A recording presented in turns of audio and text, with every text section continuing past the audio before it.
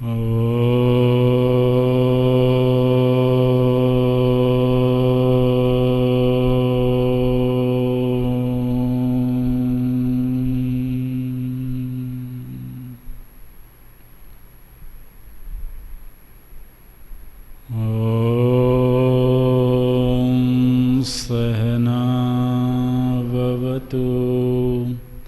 सहनो भुनक्तु सह वीर्यं करवावहै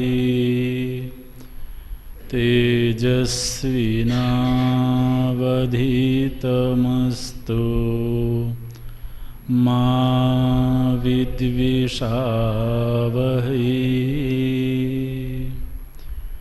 ॐ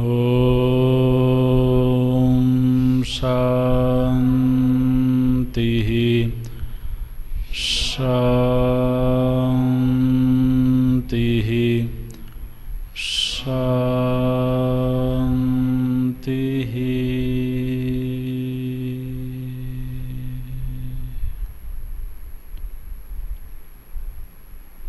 सदाशिवसमारम्भां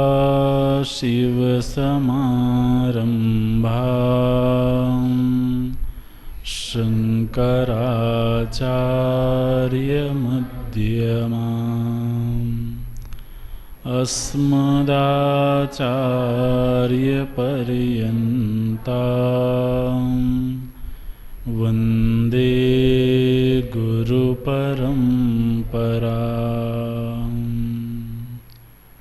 शङ्करं शङ्कराचार्यं केशवं वादरायणम् सूत्रभाष्यकृतौ वन्द्ये भगवन्तौ पुनः पुनः भगवन्तो पुनः पुनः।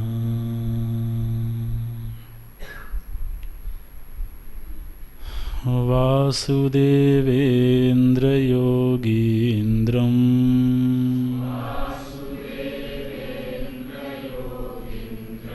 नत्वा ज्ञानप्रदं गुरुम्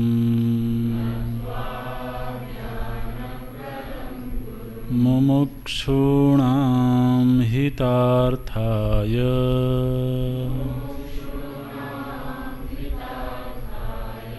तत्त्वबोधोऽभिधीयते।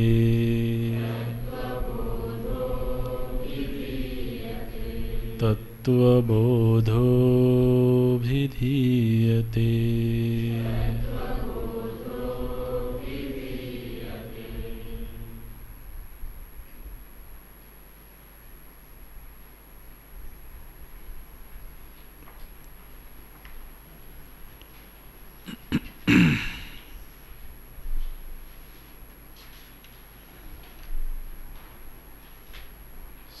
स्थूल सूक्ष्म शरीराभिमानी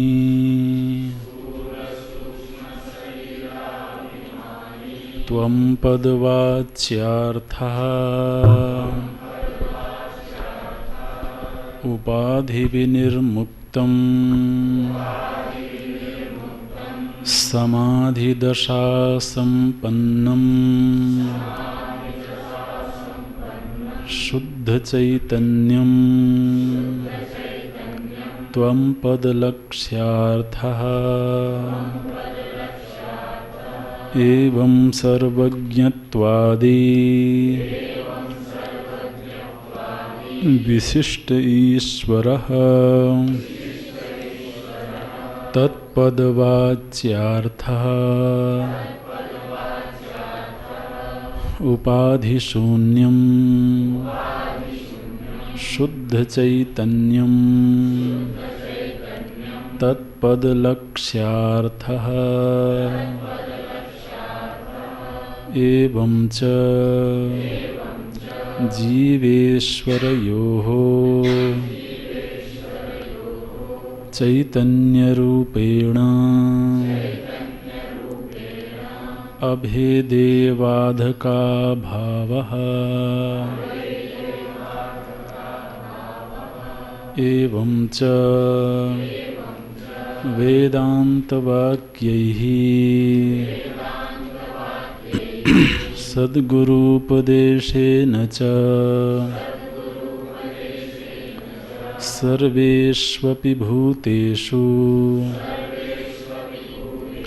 येषां ब्रह्मबुद्धिः उत्पन्ना ते जीवन्मुक्ताः इत्यर्थः। यथा देहोऽहं पुरुषोऽहं ब्राह्मणोऽहं शूद्रोऽहं अस्मीति दृढनिश्चयः तथा नाहं ब्राह्मणः न शूद्रः न पुरुषः किन्तु असंगः सच्चिदानन्दस्वरूपः प्रकाशरूपः सर्वान्तर्यामी चिदाकाशरूपः अस्मि इति दृढनिश्चयरूपः अपरोक्षज्ञानवान् जीवन्मुक्तः अपरोक्षज्ञानवान् जीवन्मुक्तः।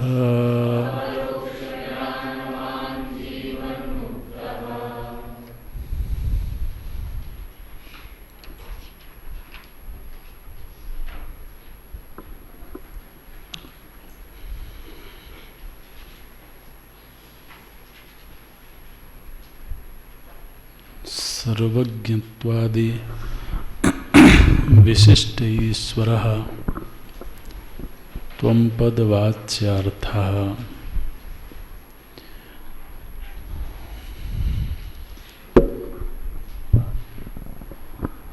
समाज में परमात्मा के संदर्भ में अनेक तरह के विचार, अनेक तरह के सिद्धांत प्रचलित हैं। कोई कहता है वो सगुण रूप में है, कोई कहता है निर्गुण है, कोई कहता है सगुण भी हैं निर्गुण भी हैं। और जो लोग सगुण कहते हैं उनकी दृष्टि में भी सगुण शब्द के अनेक तरह के अर्थ समझे जाते हैं। सगुण माने वो दयालु है, कृपालु है, समर्थ है, शक्ति संपन्न है। एक ये भी सगुण शब्द का अर्थ होता है। त्रिगुणों की उपाधि से युक्त है, ये भी एक सगुण शब्द का अर्थ है।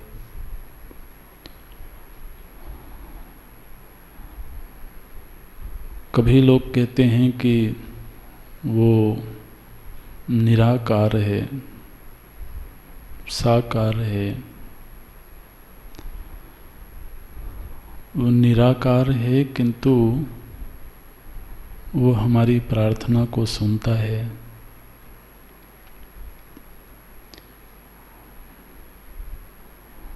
वो निराकार होकर के भी दयालु है,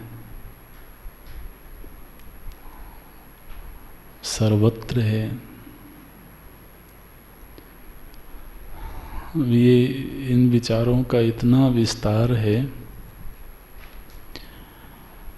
कि एक तो कहीं कोई अंतिम निष्पत्ति निकलती हुई दिखती नहीं है। यदि निराकार है तो फिर वो दयालु कैसे है? यदि वो निराकार है तो वो हमारी बातें सुनता कैसे है? तो हो सकता है उनकी दृष्टि में निराकार शब्द का अर्थ कुछ और हो।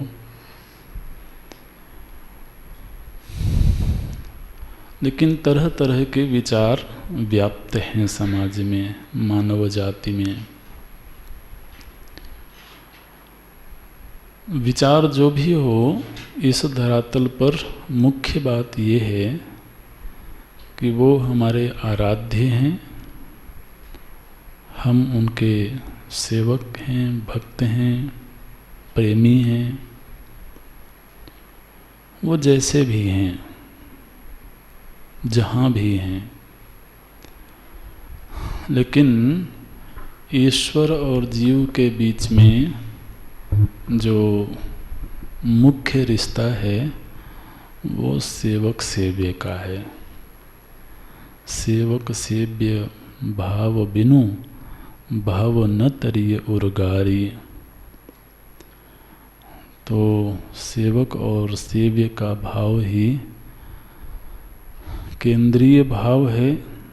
फिर उसमें चाहे वो सख्य भाव हो, प्रेमी भाव हो, अन्य जो भी भाव हैं उन सभी के मूल में तो ये है, वो हमारे मालिक हैं, हम सेवक हैं, वो हमारे संरक्षक हैं, हम संरक्षित हैं,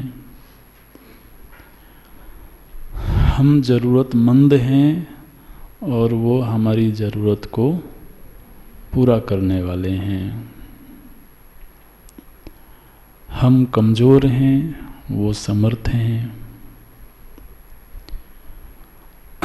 हम तरह तरह के दोषों से युक्त हैं, वो निर्दुष्ट हैं, निर्दोष हैं।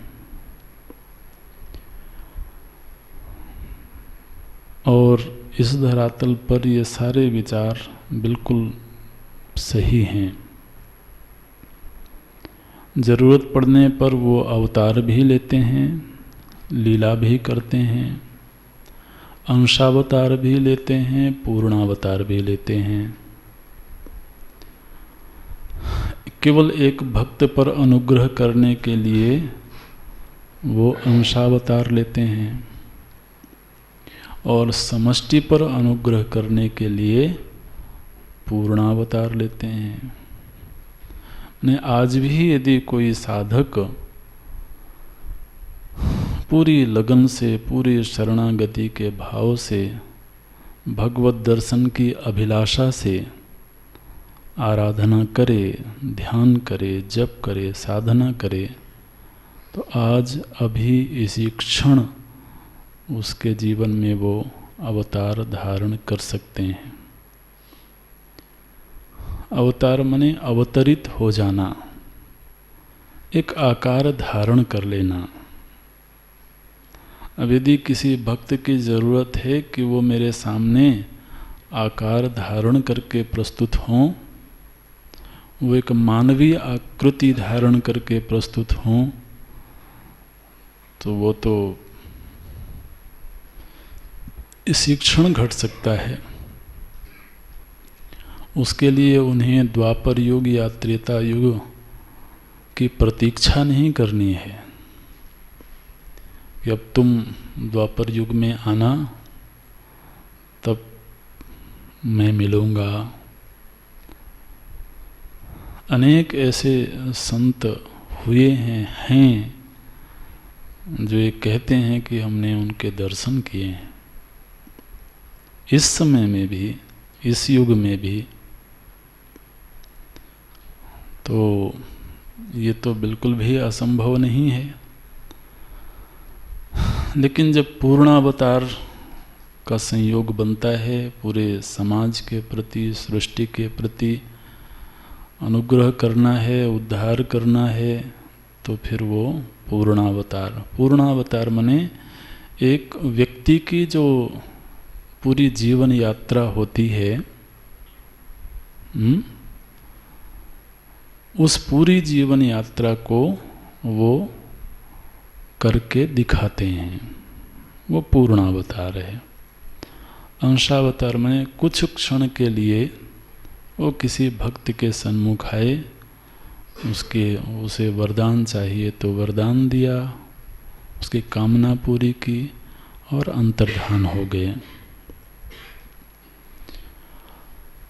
तो अवतार के अनेक रूप हैं वैसे तो, अर्चावतार, नित्यावतार, लेकिन वो फिर प्रसंग आएगा तो चर्चा करेंगे। तो निश्चित रूप से यदि मैं जीव हूँ, मैं अपने आप को ऐसा मानता हूँ, तो मैं अनुग्रह की अपेक्षा रखता हूँ। मुझे अनुग्रह चाहिए, मुझे भक्ति चाहिए, प्रेम चाहिए, संरक्षण चाहिए, योगक्षेम की पूर्ति चाहिए।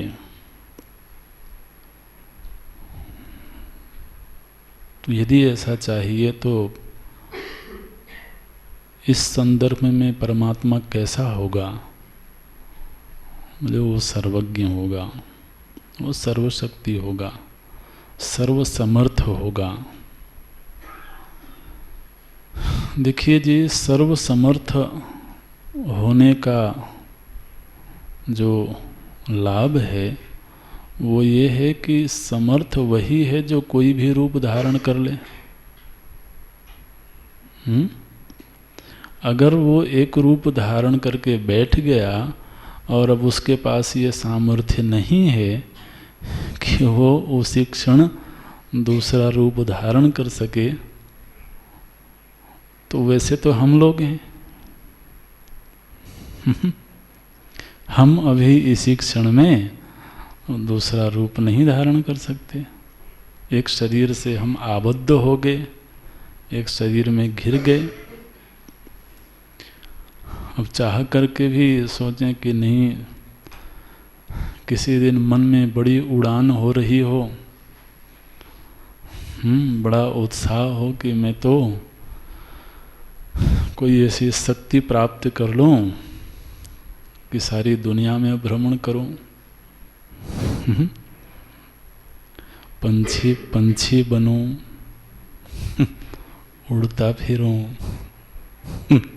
तो ये एक गीत तो हो सकता है, काव्य तो हो सकता है, लेकिन पंछी बनने के लिए मानव शरीर का तो त्याग करना पड़ेगा।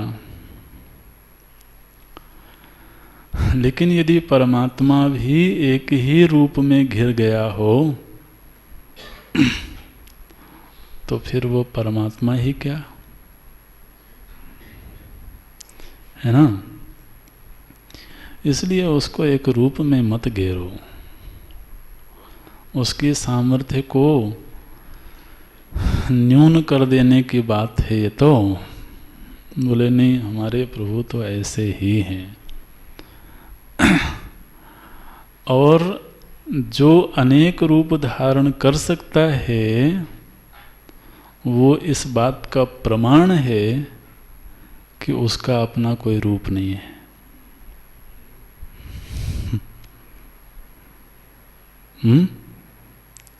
यदि तो उसका अपना कोई रूप हो तो दूसरे रूप में कैसे वो आ सकता है? जल का अपना कोई आकार नहीं है, इसीलिए उसको घड़े में रखें तो घड़े के आकार का दिखेगा, लोटे में रखें तो वो आकार धारण कर लेगा, नदी की उपाधि से बहता हुआ दिखेगा। वही जल जब ठोस हो जाता है तो एक आकार हो गया उसका। अब किसी भी बर्तन में रखा जाए वो वही आकार रहेगा, लेकिन द्रव रूप जल का अपना कोई आकार नहीं है, इसीलिए किसी भी आकार को वो धारण कर सकता है।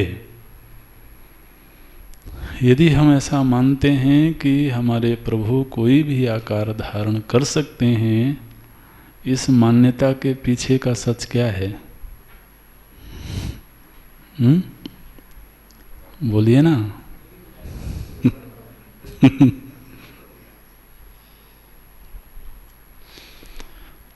जो ख्यालों में घिर गया वो खुदा क्या हुआ? जो ख्यालों में भी हो और उससे बाहर भी हो, वो तो परमात्मा है। तो ये बिल्कुल सत्य है इस धरातल पर, ये औपाधिक सत्य है। ये तत्पद वाच्यार्थ है ना। एवं सर्वज्ञत्वादि विशिष्ट ईश्वरः तत्पद वाच्यार्थः। भगवान कहते हैं वाच्यार्थ तक सीमित मत रह जाओ। जिस तरह से आत्मानुसंधान करते करते, अहम का शोधन करते करते उसके लक्ष्यार्थ तक पहुँचे हो, लक्ष्यार्थ क्या है? शुद्ध चैतन्यम। ठीक ऐसे ही वो जो हमारे प्रभु हैं, आराध्य हैं, वो माने हम तो निरुपाधिक हो जाएं और वो उपाधि में ही घिरे रहें, ये तो बात ठीक नहीं है। तो समस्त उपाधियों को छोड़ करके जब उनको देखें,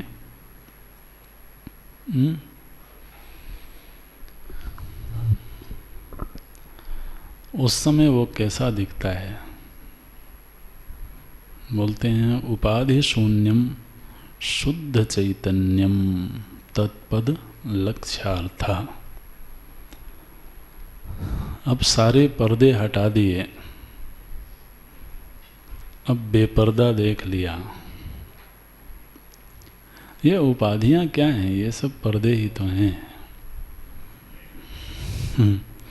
चाहे वो अहम की उपाधियां हों, चाहे त्वम की उपाधियां हों।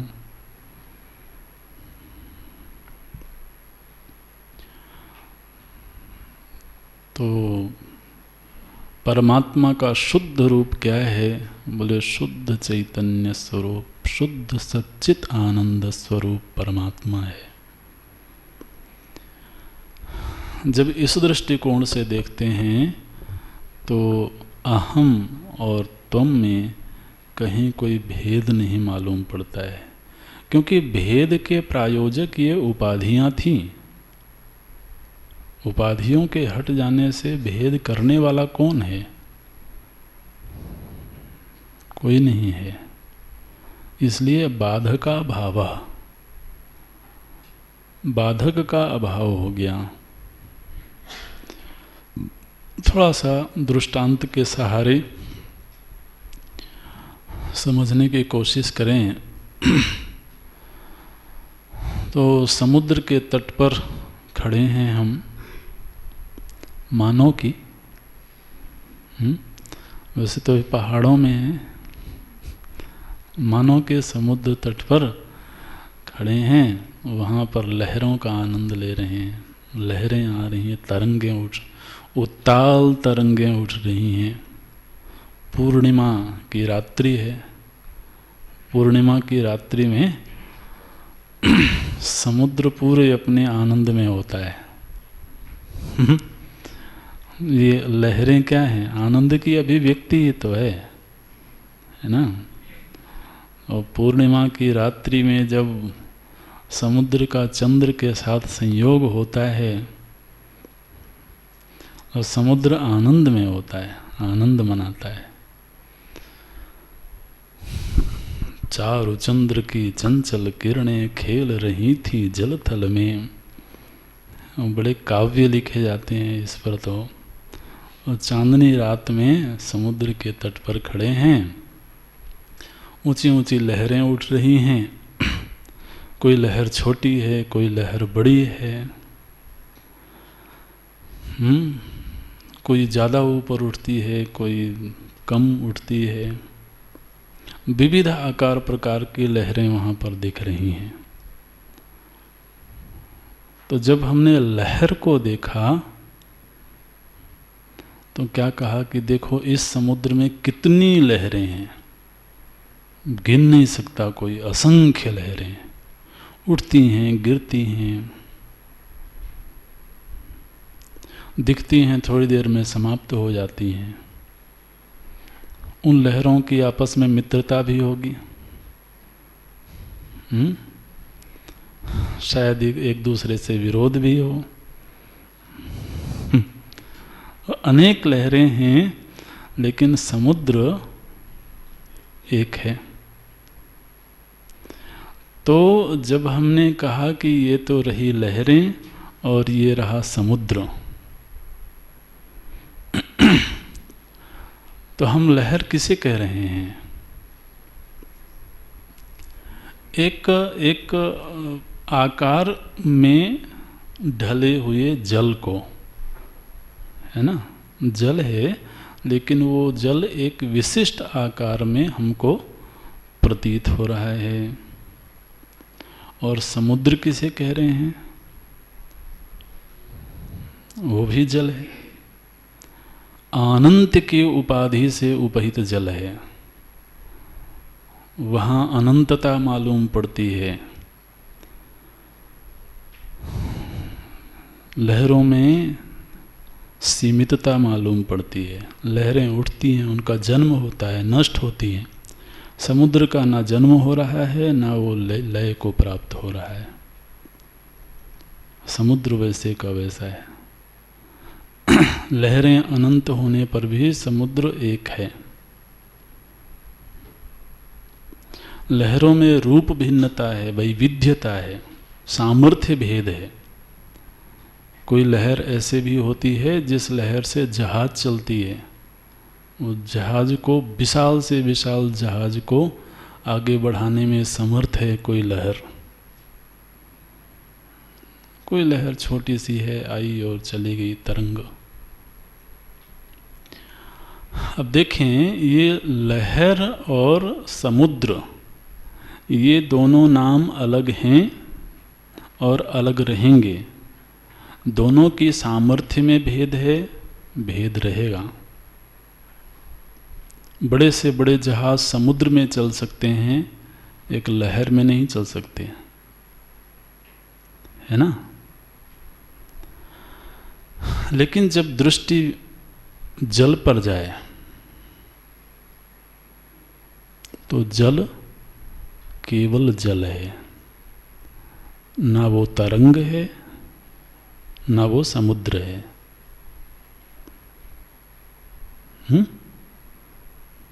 आता है बस। जल की दृष्टि से वो लहर समुद्र कुछ भी नहीं है जी, केवल जल है। लेकिन उसने जब उपाधि धारण किया तो वही समुद्र बन गया और वही तरंग बन गया। जरा इस दृष्टांत के आधार पर चिंतन करें। मानो कि ये जो समष्टि ब्रह्मांड है, क्या है ये? समुद्र है। और हम सब छोटी छोटी तरंगे हैं उसकी, है ना। तरंगें आती हैं, जाती हैं, विविध आकार प्रकार धारण करती हैं। उनका आपस में संयोग होता है, वियोग होता है। निश्चित रूप से इस धरातल पर यही सत्य है। जीव आते हैं, जाते हैं, परिवर्तित होते हैं, अनेक तरह के रूप धारण करते हैं। ब्रह्मांडाभिमानी वैसे का वैसा है। उस उपाधि में कुछ घटना बढ़ना नहीं हो रहा है। लेकिन इन दोनों ही उपाधियों से उपहित कौन है? बोले शुद्ध चैतन्यम, वही शुद्ध चैतन्य एक पिंड की उपाधि से जीव के रूप में मालूम पड़ रहा है, वही शुद्ध चैतन्य ब्रह्मांड की उपाधि से ईश्वर मालूम पड़ रहा है। ध्यान रखें, लहरें यदि होंगी तो वो समुद्र में ही होंगी। लहरों का पोषण समुद्र से होगा, लहरों की उत्पत्ति, लहरों का प्रलय, वो सब समुद्र में होगा।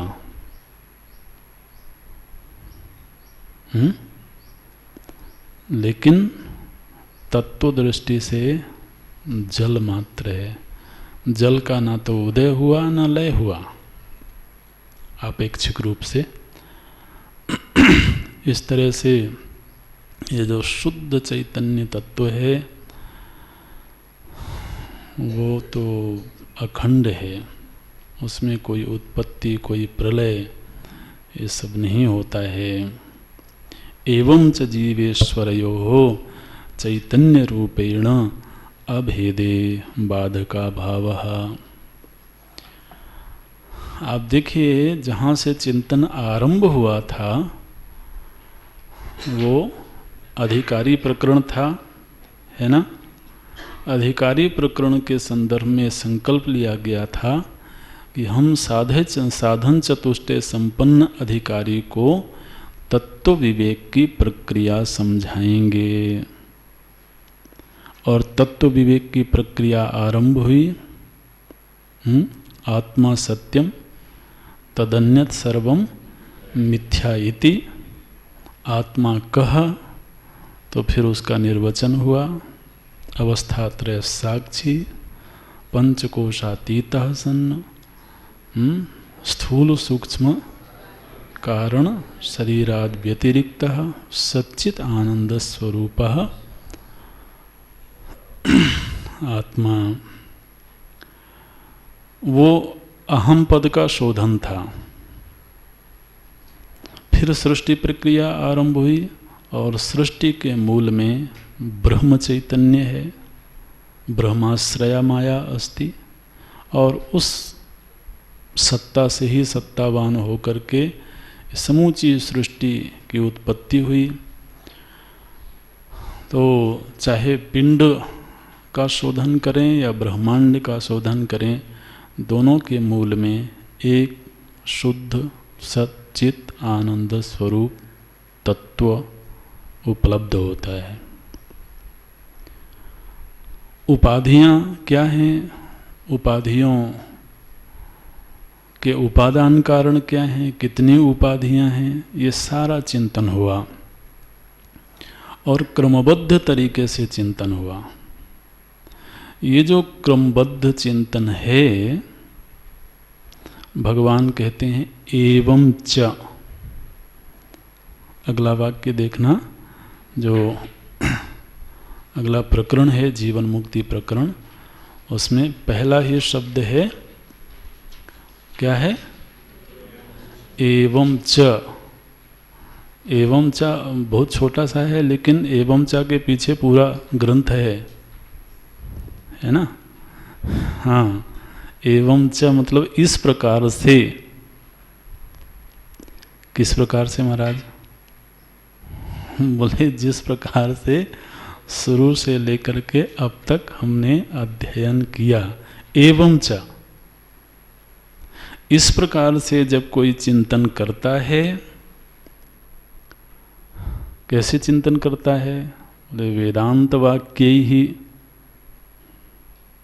वेदांत वाक्यों का जिस प्रकार से यहाँ चिंतन हुआ, इस प्रकार से जो चिंतन करता है, मनन करता है, तदनुसार निदिध्यासन करता है, ध्यानाभ्यास करता है, तो एक तो उसने वेदांत वाक्य का सहारा लिया और दूसरा सद्गुरूपदेशेन च। वो वेदांत वाक्य सद्गुरु के श्रीमुख से प्रकट हुआ। तो दो बातें हो गई। एक तो वेदांत वाक्य है, दूसरा सद्गुरु का उपदेश है, और हमारे हृदय में गुरु भाव है।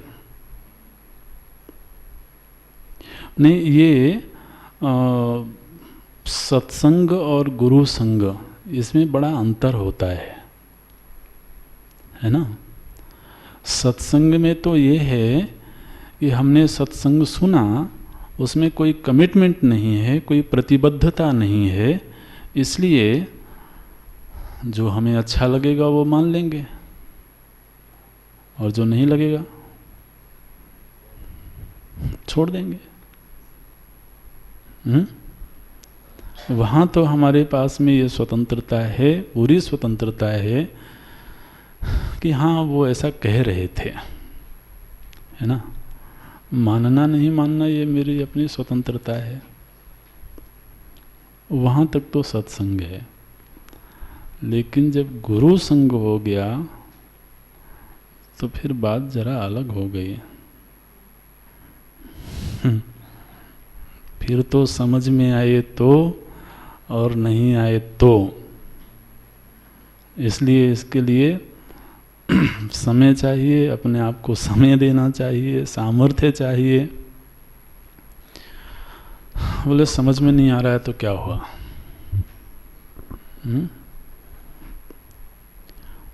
जब समझ में आना होगा तो आ जाएगा।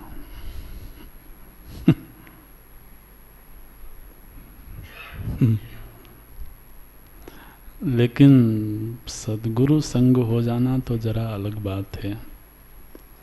कहीं ऐसा दिल में लगने लगे कि यहाँ समर्पण हो सकता है, प्रमाण बुद्धि पैदा हो सकती है। आप देखिए जी, वेदांत वाक्य तो वही हैं, वो शायद सीडी में भी सुनने को मिल जाएं, टीवी में भी सुनने को मिल जाएं, बहुत सारे माध्यम समाज में उपलब्ध हैं। तो केवल वेदांत वाक्य से और केवल सत्संग से बात बन जानी होती तो बन जाती। लेकिन इतिहास में आज तक एक भी ऐसा दृष्टांत नहीं देखने को मिलता है कि जिनको वो उपलब्धि हो गई हो बिना इस संयोग के। इसलिए यहाँ पर तीन बातें महत्वपूर्ण हैं: वेदांत वाक्य, सद्गुरु की उपलब्धि और उनके प्रति गुरु सद्गुरु भाव। क्योंकि ये श्रद्धा ही फलीभूत होती है। तो जब ऐसा संयोग किसी के जीवन में बना, और ये संयोग अपने पुरुषार्थ से नहीं बनता है, जिस किसी भी कारण से बना, जो भी उसके पीछे हेतु हो, लेकिन जिसके जीवन में संयोग बन गया तो क्या होता है? बोलते हैं उसके हृदय में एक प्रमा का जन्म होता है। उस साधक के हृदय में, उस शिष्य के हृदय में एक प्रमा का जन्म होता है, एक ज्ञान का जन्म होता है। प्रमा माने यथार्थ अनुभव, है ना। प्रमा शब्द पहले आ चुका है। उसके अंतःकरण में एक ज्ञान वृत्ति का उदय होता है। क्या है वो ज्ञान? बोलते हैं ब्रह्म बुद्धि उत्पन्ना। आप वो वाक्य में शब्द देखते रहना, आगे पीछे होकर के चिंतन करेंगे। तो एवं च वेदांत वाक्य ही सद्गुरुपदेशेन च, इन माध्यमों से, इन सहारों से क्या हुआ? बोले उसके हृदय में ये शाम माने जिनके, है ना, सभी के नहीं, सभी के नहीं, ये शाम जिनके हृदय में ब्रह्म बुद्धि उत्पन्ना, जिनके हृदय में ये ब्रह्म बुद्धि उत्पन्न हो गई। ब्रह्म बुद्धि किसके विषय में बोलते हैं? सर्वेष्वपि भूतेषु। अब ये बुद्धि जरा गंभीर बुद्धि है, चर्चा करेंगे, चिंता मत करना। येषाम हृदय, येषाम हृदय, ऐसे समझने के लिए हम समझ सकते हैं। येषाम हृदय, जिसके हृदय में ब्रह्म बुद्धि उत्पन्ना, ते जीवन मुक्ता। येषाम ते, ऐसे ये संस्कृत के वाक्यों का संयोग बनाना है। जिसके हृदय में ये बुद्धि उत्पन्न हो गई वो जीवन मुक्त हैं। और बड़ी कृपा करके भगवान भाष्यकार बहुवचन का प्रयोग करते हैं। ते नहीं, सह बोल सकते थे, कोई अकेला ही हुआ है अब तक। ऐसे नहीं, सह जीवन मुक्ता ऐसा कह सकते थे, ऐसा नहीं कहते। बोले ते जीवन मुक्ता, तो अगर बहुवचन में है इसका मतलब ये है कि एक विश्वास पैदा हो सकता है कि शायद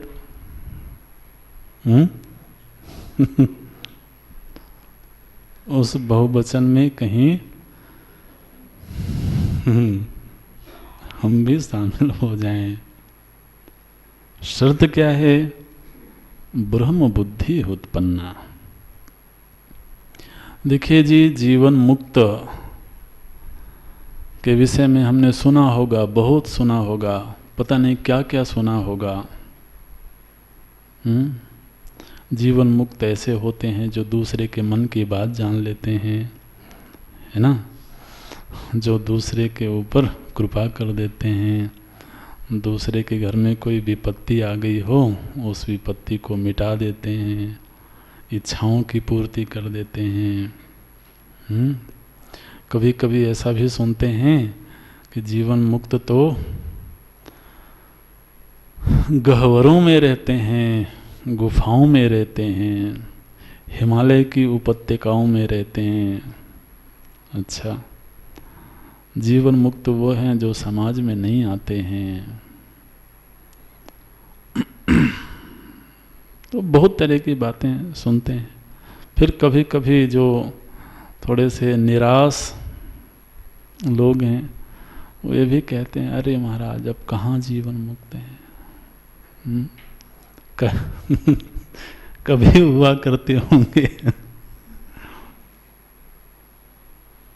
ऐसे निराश लोग हैं। निराश शब्द आप समझते हैं? निर्गता आशा यस्मात्, जिसके हृदय की आशा चली गई वो निराश है। तो ऐसे भी लोग हैं। क्या पहचान क्या है जीवन मुक्ति की? कैसा होता है वो? केवल एक लक्षण दिया यहां पर भगवान भाष्यकार, ये शाम ब्रह्म बुद्धि उत्पन्ना ते जीवन मुक्ता। अब इसका विस्तार फिर जितना करना हो करें, लेकिन जीवन मुक्त अगर हम कभी कल्पना करते हों, ख्याल आता हो कि जीवन मुक्त कैसे होते होंगे, या कभी भगवत कृपा से अपने प्रति भी ये भाव है कि क्या मैं भी कभी उस स्थिति में पहुंचूंगा, तो उसकी शर्त क्या होगी? बोले उसके बुद्धि में एक वृत्ति का जन्म हो गया, ब्रह्म बुद्धि उत्पन्ना। फिर वो कैसा रहता है, कहाँ रहता है, कौन सी वेशभूषा है, क्या आकार प्रकार है, क्या खान पान है, ये सब बाह्य चीज़ें हैं जी, इनकी कोई बहुत कीमत नहीं है। येषाम ब्रह्म बुद्धि उत्पन्ना। ये ब्रह्म बुद्धि क्या है?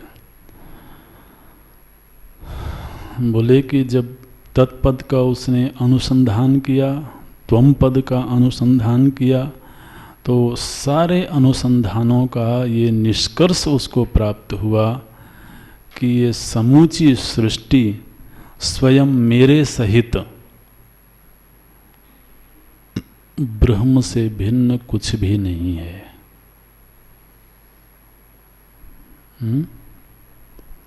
ये जो हम चर्चा कर रहे थे कि ये सृष्टि तो भौतिक है जी,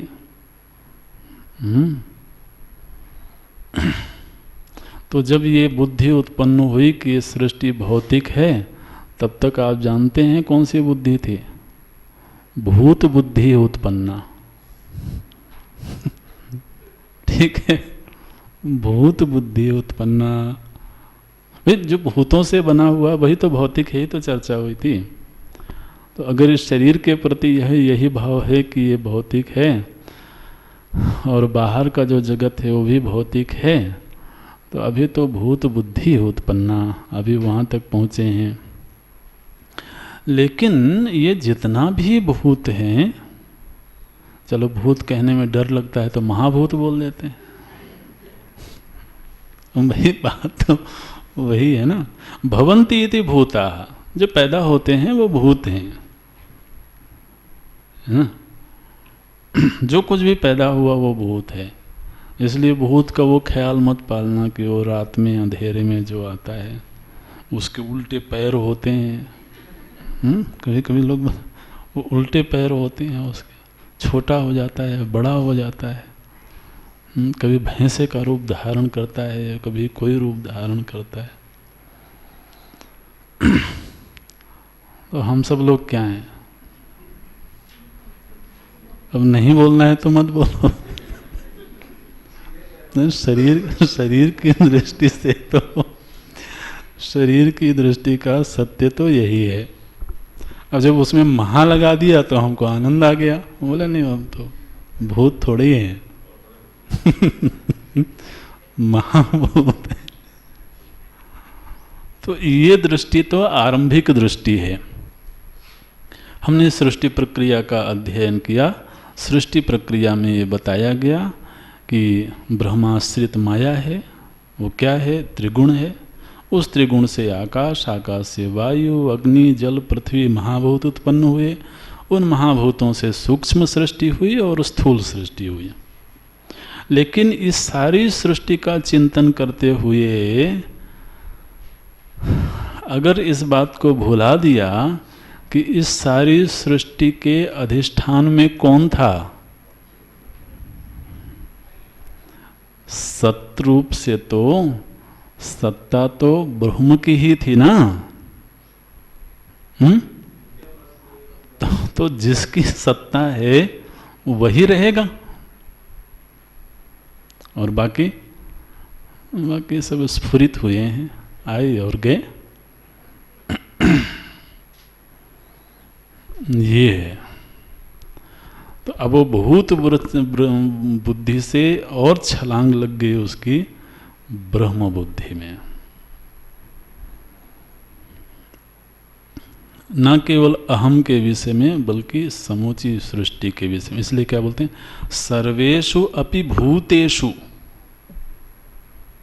समूचे इस भौतिक जगत के पीछे सत्ता किसकी है? बोले ब्रह्म की सत्ता है। ब्रह्म सत्ता से ही सब कुछ सत्य सा मालूम पड़ता है। इसलिए मूल में क्या है? ब्रह्म है। यह बुद्धि जिसके हृदय में उत्पन्न हो गई, ते जीवन मुक्ता, वो जीवन मुक्त है। जीवन मुक्त माने होता है कि वो शरीर रहते ही मुक्त हो गए।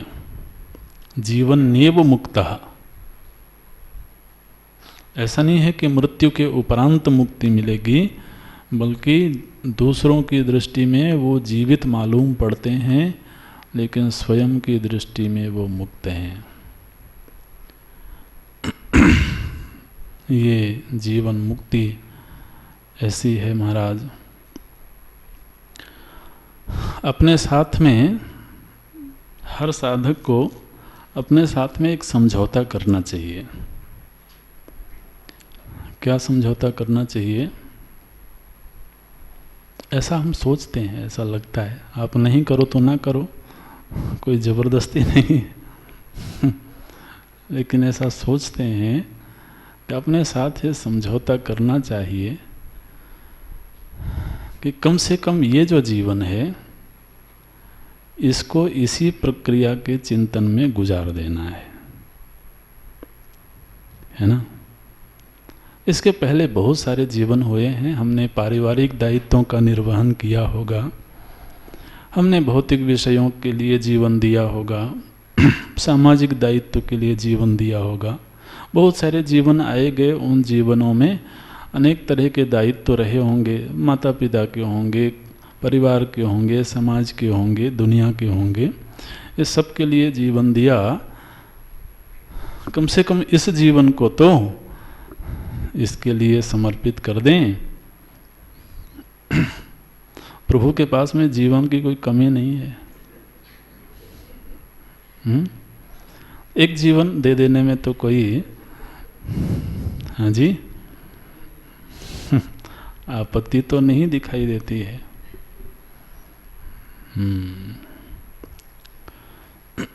इस अनंत जीवन यात्रा में एक छोटा सा पड़ाव है, अनादिकालीन जीवन यात्रा का एक छोटा सा पड़ाव है। फिर और जो बाकी दायित्व हैं और जीवन मिलेंगे तो पूरा करेंगे, वो बात की बात है। एक बार अनुसंधान करके देख लें,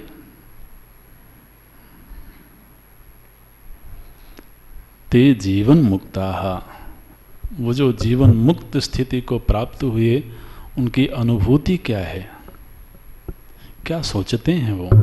तो देखिए आगे उनकी अनुभूति का निर्वचन करते हैं। क्या अनुभूति है? कहते हैं जब तक ये बुद्धि मुझे प्राप्त नहीं हुई थी, ये अनुभूति प्राप्त नहीं हुई थी, तब तक मैं क्या अनुभव करता था। यथा देहोहम, आप उन वाक्यों को देखते रहना। यथा देहोहम, जिस तरह से किसी दिन मुझे ये लगता था कि मैं देह हूँ,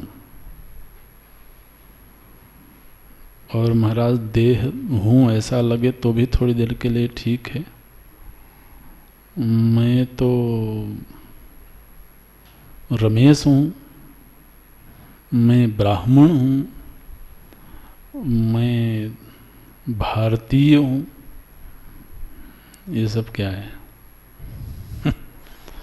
तो वो सोचते हैं कि किसी दिन मेरा ये अनुभव था कि मैं देहो हम, फिर पुरुषो हम, और कोई स्त्री शरीर में होंगे तो स्त्रियो हम, है ना। ब्राह्मणों हम, ये वर्ण का नाम लेते हैं, शूद्र वर्ण में हैं तो शूद्रो हम। अस्मि इति दृढ़ निश्चयः, किसी दिन मेरे मन में बिल्कुल दृढ़ निश्चय था, और कोई अगर चैलेंज करे तो मुझे घबराहट होती थी। जिसे भी घबराहट होती है ना, जब कहते हैं कि मैं मनुष्य हूँ, ये गलत अनुभूति है, तो घबराहट होती है। बोले यार अब कुछ भी कहो, हूँ तो मनुष्य ही। अब जबरदस्ती करोगे तो मैं बोल दूंगा कि मैं मनुष्य नहीं हूँ। अब जबरदस्ती करोगे तो मैं कह दूंगा कि मैं पुरुष स्त्री नहीं हूँ। लेकिन आप समझते नहीं हो। अच्छा, दृढ़ निश्चय, देखिए क्या बोलते हैं, ऐसा दृढ़ निश्चय महाराज, बिल्कुल जमा हुआ है ये निश्चय।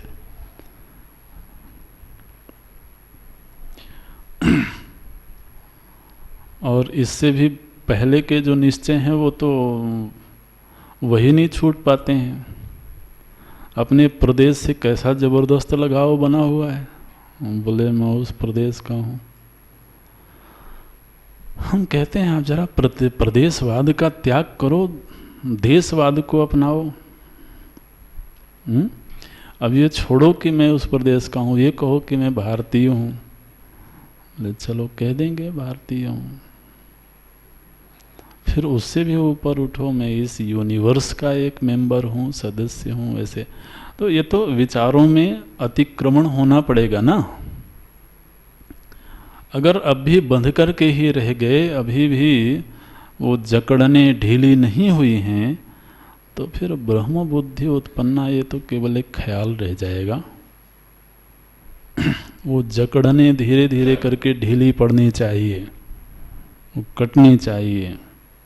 व्यवहार के नाते फिर व्यवहार करना होगा तो सब चीज़ें अपना लेंगे दिखावे के लिए, लेकिन मन से तो वो वृत्ति कट जानी चाहिए। तो बोलते हैं जिस तरह से किसी समय दृढ़ निश्चय था, ब्राह्मणों हम शूद्रो हम अस्मि इति दृढ़ निश्चया, आज मेरे हृदय में बिल्कुल वैसा ही ये दृढ़ निश्चय है। तथा, पूर्व में शब्द क्या आया था? यथा। यथा दृढ़ निश्चय, जैसा दृढ़ निश्चय देहवाद के साथ था, वर्णवाद के साथ था, तथा वैसा ही आज मेरा ये दृढ़ निश्चय है। क्या? ना हम ब्राह्मण न शूद्र न पुरुष किंतु असंगः। असंगोहम असंगोहम असंगोहम पुनः पुनः। आज मुझे बिल्कुल अपरोक्ष अनुभूति हो रही है, ऐसा लग रहा है कि मैं असंग हूँ, किंतु असंगः सच्चिदानंद स्वरूपः प्रकाश रूपः सर्वांतर्यामी चिदाकाश रूपः अस्मि इति। अस्मि माने मैं हूँ। अस्मि शब्द मेरे लिए है, मैं के प्रति है। चिदाकाश रूपः अस्मि, उसमें एक और शब्द का अध्याहार कर ले, अहम अस्मि, ऐसे कर सकते हैं, है ना। अस्मि कहने से ही अहम की अभिव्यक्ति हो जाती है।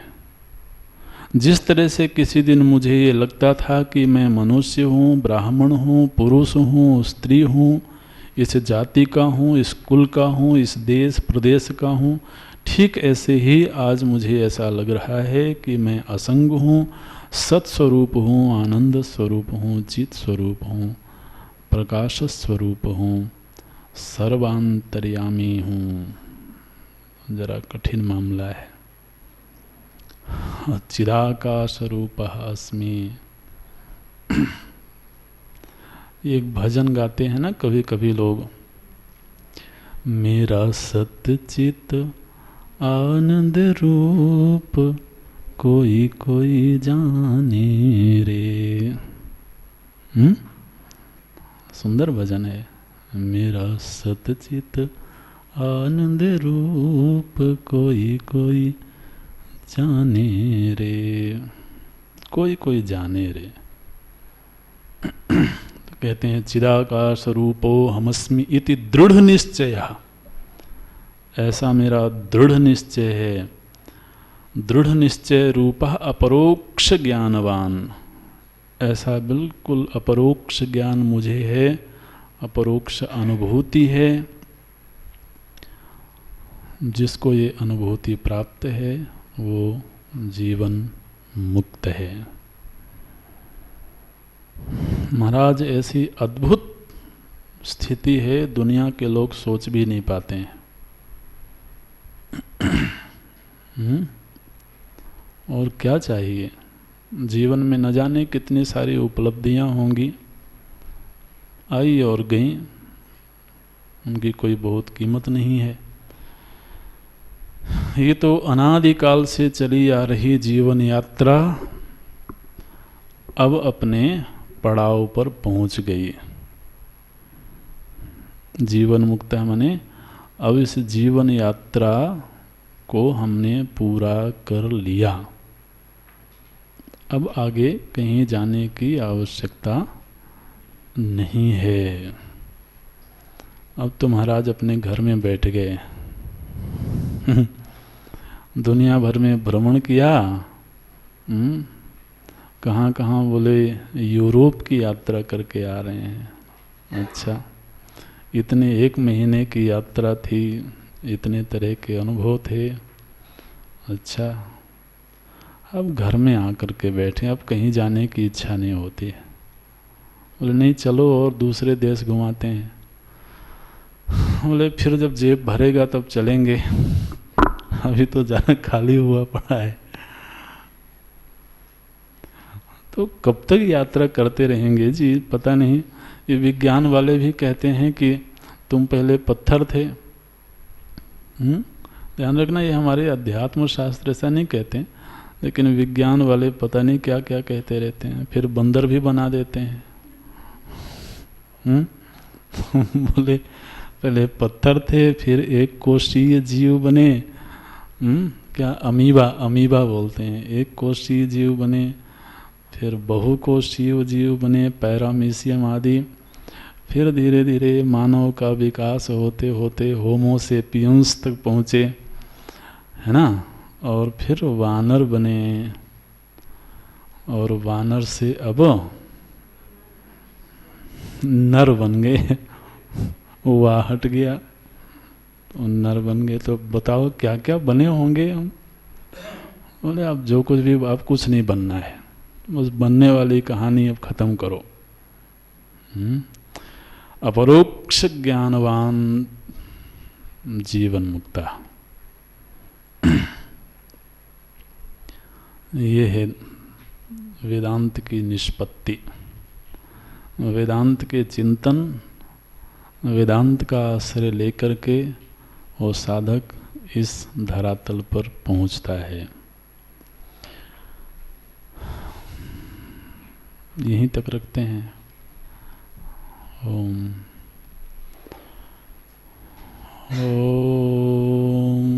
पूर्णमदः पूर्णमिदं पूर्णात् पूर्णमुदच्यते पूर्णस्य पूर्णमादाय पूर्णमेवावशिष्यते।